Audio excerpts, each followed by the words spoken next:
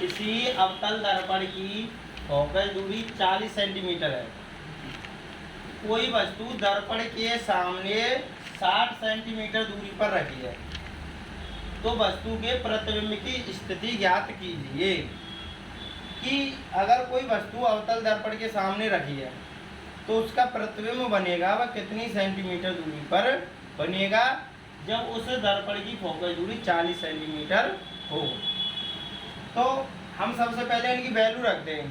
तो अवतल दर्पण की फोकस दूरी दी है हमें 40 सेंटीमीटर, और हम ये जानते हैं कि अवतल दर्पण की फोकस दूरी ऋणात्मक होती है।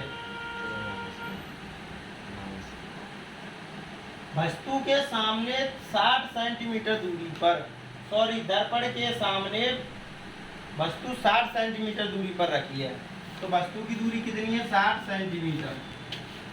और हम ये भी जानते हैं वस्तु की दूरी हमेशा ऋणात्मक होती है। तो वस्तु के प्रतिबिंब की स्थिति ज्ञात कीजिए V।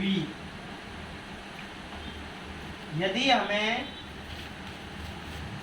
UVF तीन वैल्यूओं में से दो वैल्यू मालूम हो तो हम दर्पण सूत्र का प्रयोग करते हैं।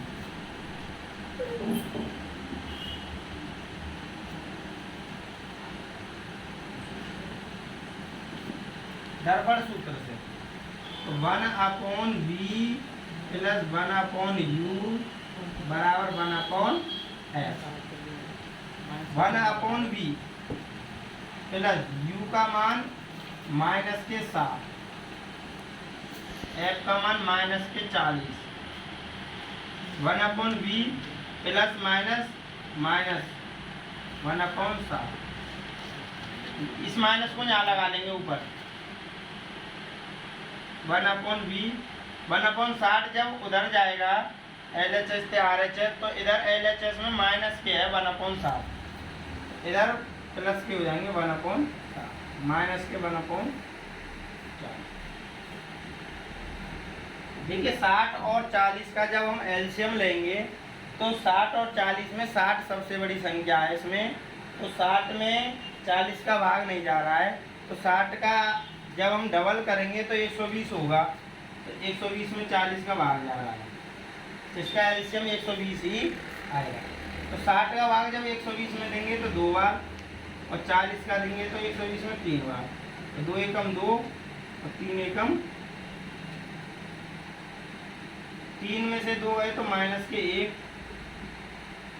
और V बराबर माइनस के 120 सेंटीमीटर। V का मान माइनस के 120 आया, तो माइनस चिन्ह यह दर्शाता है कि वस्तु का प्रतिबिंब दर्पण के सामने वास्तविक उल्टा 120 सेंटीमीटर दूरी पर बनेगा।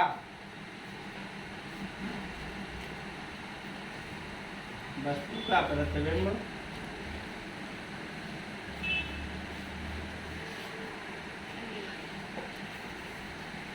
दर्पण के सामने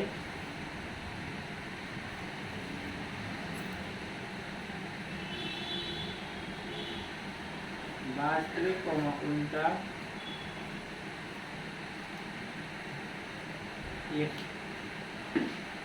120 सेंटीमीटर दूरी पर